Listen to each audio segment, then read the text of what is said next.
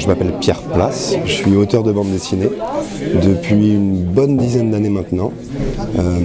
Je viens de sortir 2 bouquins le même jour, c'est la première fois que ça m'est arrivé. Un bouquin qui s'appelle Jim Bridger chez Glénat, qui est une biographie historique qui parle des trappeurs de l'Ouest américain dans la première partie du 19e siècle. Et puis rien à voir, une histoire drôle de Charlemagne, donc, qui s'appelle Les Carolingiens, qui a été prépublié dans Fluide Glacial. C'est un équilibre de passer d'un style à l'autre. C'est aussi salutaire pour moi parce que je crois que je m'ennuie vite. J'ai besoin de changer mon dessin régulièrement. Quasiment à chaque nouveau livre, je change parfois beaucoup, parfois un peu ma manière de dessiner. C'est aussi un handicap parce que du coup je suis beaucoup moins repéré visuellement par les lecteurs. Donc chaque nouveau livre avec Pierre Place marqué dessus, on a l'impression que c'est quelqu'un d'autre presque qui l'a dessiné. Donc je suis moins identifié que d'autres auteurs qui se tiennent à une manière de faire livre après livre. Ouais, mais il m'en aurait fallu 7 des pseudos, parce que si on prend les premiers bouquins et ceux que je sors aujourd'hui, vraiment j'ai un dessin qui évolue, quoi, qui est toujours un peu mouvant. Donc non, je préfère garder mon nom, j'ai pas besoin de me cacher. Jim Bridger, le bouquin sur les trappeurs au 19e siècle, c'est une biographie, mais assez particulière. C'est un personnage qui a eu une vie tellement incroyable et tellement longue. Il couvre une période de plus de 50 ans de l'histoire de l'Ouest avant la colonisation américaine. Il fallait que je fasse tenir ça en 46 pages. C'était absolument impossible. Il a le nombre d'anecdotes et puis les différentes époques qu'il a traversées était trop grande. Donc j'ai fait un choix qui était en fait très utile pour moi en tant que scénariste, c'était de lui faire raconter lui-même son histoire.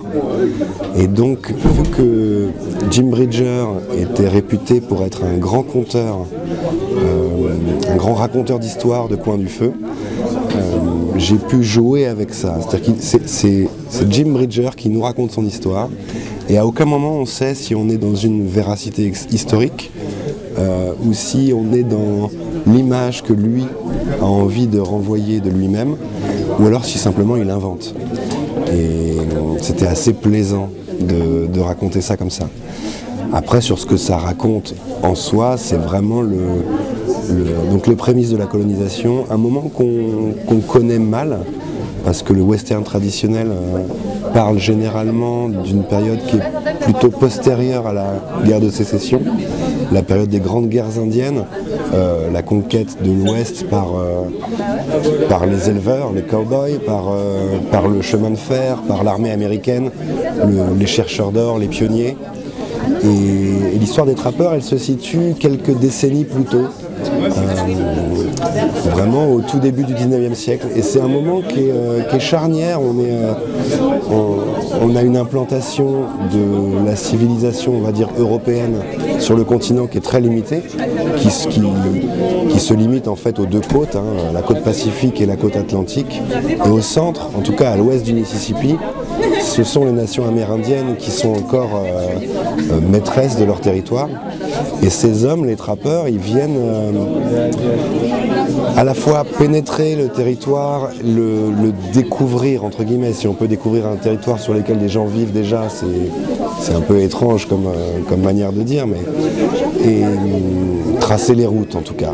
Ils tracent les routes de la colonisation, et pour ce faire, ils sont obligés de vivre à la manière amérindienne, vu que c'est la seule manière de vivre à ce moment-là dans l'Ouest américain. Quand on n'a pas de tailleur pour acheter des bottes, enfin de bottiers en tout cas, il faut bien se fabriquer des mocassins. Donc c'est des gens qui ont vécu 10, 20, 30 ans au milieu des tribus amérindiennes, à la manière amérindienne, et qui en vivant parmi ces tribus ont contribué à détruire leur mode de vie, vu qu'ils ont ouvert la voie. En tout cas, Jim Bridger, ça parle de ça. Cédric Illan, qui m'a contacté pour ce projet, il voulait me faire travailler sur un autre sujet de la conquête de l'Ouest, et j'en avais pas envie. C'était un sujet plus violent, plus guerrier. Et je lui ai proposé, moi, de travailler sur les trappeurs en général et surtout sur la période des grands rendez-vous de trappe.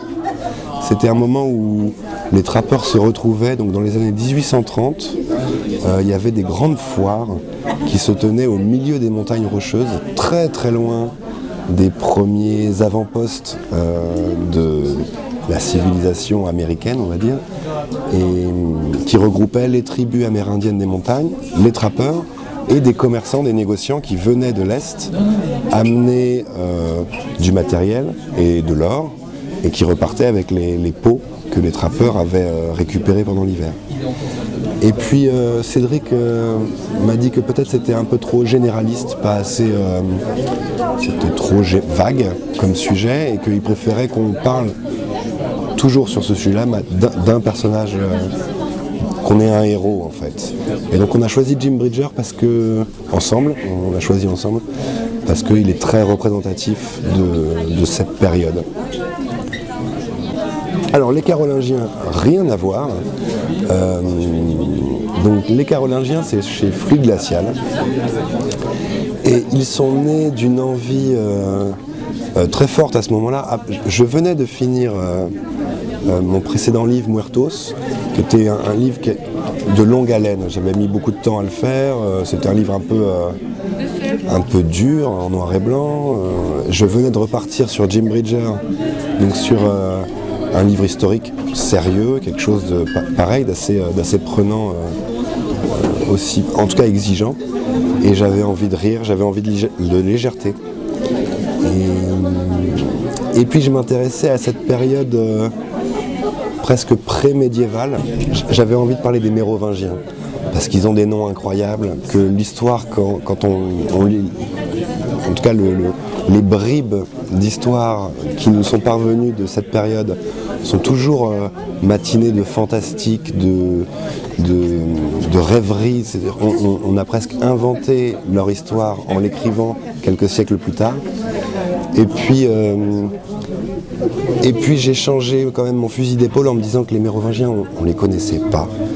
On va dire dans l'imaginaire collectif, ils étaient quand même très loin. Et que Charlemagne, c'était une figure qui, même si personne ne sait vraiment ce qu'il a fait de sa vie, je veux dire, le commun des mortels ne connaît pas la biographie de Charlemagne, au moins tout le monde a le personnage en tête. Et on a une figure, visuellement, on imagine l'empereur, la barbe fleurie, voilà, quelque chose d'assez... Et donc j'avais envie de casser un peu ça, d'en faire un grand dadais sentimental, pas du tout père d'une Europe fictive de l'époque, mais et puis de m'amuser avec d'autres personnages qu'on a pour le coup dans l'imaginaire collectif. Berthe au Grand-Pied, la maman de Charlemagne, déjà son nom est formidable. Et puis Pépin le Bref, le papa. On a Roland, le Roland qui meurt à Roncevaux. Alors pour l'instant il ne meurt pas dans ce tome-là des Carolingiens. Je vais essayer de le garder un petit peu. Et voilà, je me suis... Il y a du mouvement. Mais c'était une envie de récréation, une envie aussi d'avoir des histoires courtes que je puisse fournir à Fluide Glacial, revenir à mes bouquins au long cours et repartir comme ça, avoir une petite récréation, quoi. Et je prends beaucoup de plaisir à raconter ces histoires. J'espère que ça se ressent en tout cas. Le règne de Charlemagne, je prends des jalons de ce règne, je m'amuse avec eux. Puis il y a quelques histoires qui pourraient vivre en dehors de l'histoire, la grande histoire. Mais j'essaye d'amener des personnages qui ont vraiment existé et puis de m'amuser en me demandant qu'est-ce qu'ils représentent aujourd'hui dans notre imaginaire collectif ou dans les livres d'histoire, et d'en faire autre chose. Enfin bon, de toute façon, comme toutes les histoires comiques, quand on parle de temps anciens ou d'endroits lointains, en fait on parle de nous, hein. Moi je parle de notre société, forcément. Je crois que j'ai une chance, c'est d'avoir un style qui est un petit peu naïf. C'est-à-dire que si on regarde de près, je ne suis pas un dessinateur réaliste, donc je peux tordre la réalité, la mettre dans mon coup de pinceau sans qu'on se rende compte que le cheval, bon, bah, il tient pas vraiment la route, la perspective elle est de traviole et tout est un peu bancal. Mais du coup, en tout cas, j'ai pas peur de dessiner des choses compliquées parce que je me dis même si ça tient pas tout à fait droit, ça va fonctionner quand même, quoi. Ce qui me pousse, c'est le plaisir du dessin et c'est le plaisir de raconter. Dans Jim Bridger, j'avais un cahier des charges de représenter quand même un Ouest crédible. Et puis de suivre une réalité historique à laquelle j'avais pas le droit de déroger tant que ça, même si j'ai dérogé un petit peu, mais en tout cas pour les Carolingiens, vu que je suis absolument libre de faire ce que je veux, il y a des histoires qui sont presque amenées, dont le scénario est amené par l'envie de dessiner un mariage. On parlait d'une grande scène avec un vallon et la noce derrière. J'avais envie de dessiner un mariage. Mais aussi parce que j'aime bien me documenter avec la peinture. Donc Jim Bridger, je me suis documenté avec de la peinture de l'époque, des artistes qui sont partis dans l'Ouest, des gens comme Catlin ou Bodmer, et qui ont pris sur le vif les tribus amérindiennes de l'époque, la vie des trappeurs. Et ça a été ma matière première, en tout cas visuelle, plus que les films, les reconstitutions historiques. Et puis pour les Carolingiens, j'ai été chercher l'enluminure de l'époque, et puis la peinture un peu plus tardive, mais médiévale, donc qui arrive, celle qui nous parvient, celle dont je vais parler, elle a 4-5 siècles de plus, enfin plus tardive que l'histoire des Carolingiens, mais où on a ce foisonnement, ces personnages dans tous les coins, des perspectives qui sont assez étranges, des personnages qui peuvent être monstrueux, qui se mêlent, une sorte de naissance du grotesque, une peinture grotesque. Et je crois qu'elle a beaucoup nourri la mise en scène des Carolingiens. Pas que même si mes personnages ont des gros nez, leurs gros nez, je pense, viennent de la bande dessinée. Par contre, la mise en scène, elle a été piochée là-bas, dans la peinture flamande du 15e, 14e siècle. En tout cas, en termes de narration, non. Il n'y a pas de registre qui me rebute. Moi, je suis attiré par... pour moi, un genre, c'est juste un cadre. Donc, on peut parler de tout dans n'importe quel genre. J'ai pas de problème avec les époques, la science-fiction ou quoi que ce soit. Par contre, dans le dessin, je sais que j'ai plus de mal avec la raideur des architectures ou la précision. S'il s'agit de faire des vaisseaux spatiaux, puis de les refaire dans 50 pages, je vais vite me lasser. J'aime pas utiliser les règles. Je parle de l'outil. Vu que je travaille au pinceau, c'est pas pratique, la règle. Donc j'aime bien et puis j'aime bien avoir de l'espace dans mes cases. Donc j'aime bien que les personnages soient dans l'herbe. C'est plus facile d'avoir un western ou quelque chose de médiéval. Au moins, j'ai pas de gratte-ciel à dessiner, quoi. Alors si, j'utilise l'informatique, mais pas pour l'ancrage. Je fais mon dessin en noir et blanc à l'encre, avec un pinceau. Par contre, j'utilise l'informatique avant pour faire les storyboards, les crayonnés, parce que c'est quand même pratique de pouvoir retourner ces images, copier-coller, agrandir, tordre, amener de la doc. Des fois, quand je le dis très honnêtement, il m'arrive de décalquer des photos qui correspondent à ce dont j'ai besoin ce que j'ai à raconter. J'utilise l'outil informatique pour ça. Et puis après, j'imprime. Ça me fait un crayonné en fait, un crayonné informatique, je l'imprime et à la table lumineuse, je repasse à l'encre. Puis pareil, les couleurs, je fais ça sur Photoshop également. Alors pour les Carolingiens, je fais mes couleurs, mais pour Jim Bridger, j'ai travaillé avec un coloriste, Chris, qui a fait un boulot formidable. Je suis très très très heureux du résultat. Il a réussi à insuffler des ambiances, un état d'esprit presque à mes pages qui n'aurait pas été présent avec des couleurs, avec mes couleurs ou avec les couleurs de quelqu'un d'autre en tout cas. Donc ça a été un plaisir de travailler avec lui, vraiment une très très bonne expérience. Je vais demander à tous nos téléspectateurs de se ruer sur les Carolingiens, qu'il y ait un achat massif pour qu'un deuxième tome voie le jour rapidement. Pour l'instant, je suis là-dessus. Je suis sur l'idée d'essayer de faire un deuxième tome des Carolingiens. On verra, c'est pas encore sûr. Et puis c'est tout pour l'instant. Peut-être d'autres choses, mais plus tard. Alors c'est une question toujours difficile parce que j'ai des influences qui sont vraiment très variées. Et je crois que je me nourris pas spécifiquement en tout cas, de bande dessinée. Aujourd'hui, quand je lis de la bande dessinée, en ce moment je lis les cul-de-sac de Thompson, donc cette série de comic strip qui était publiée dans les journaux aux États-Unis en 2004 à 2012.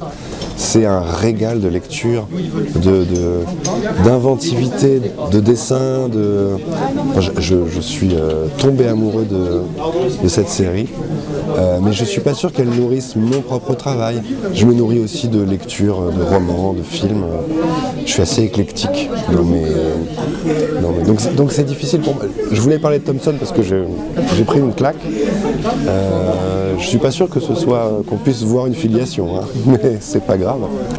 Je crois que j'irai voir chez les créateurs de comic strip américains. Ces mecs qui arrivent à créer des personnages et à les animer tous les jours pendant 5, 10, 15 ans sur des formats de 4 cases comme ça, avec une page un peu plus grande le week-end. Et déjà parce que c'est des gens qui en général ont un génie du dessin, de la synthèse. Ils ont des dessins qui sont rapides. Je pense à Schultz, par exemple, avec les Peanuts, ou donc Thompson avec Cul-de-sac. Ça me fascine. Je crois que j'aurais adoré essayer de faire ça. J'ai pas le temps de m'y mettre. Je suis sur d'autres choses. Mais ouais, j'aimerais bien me mettre dans leur tête.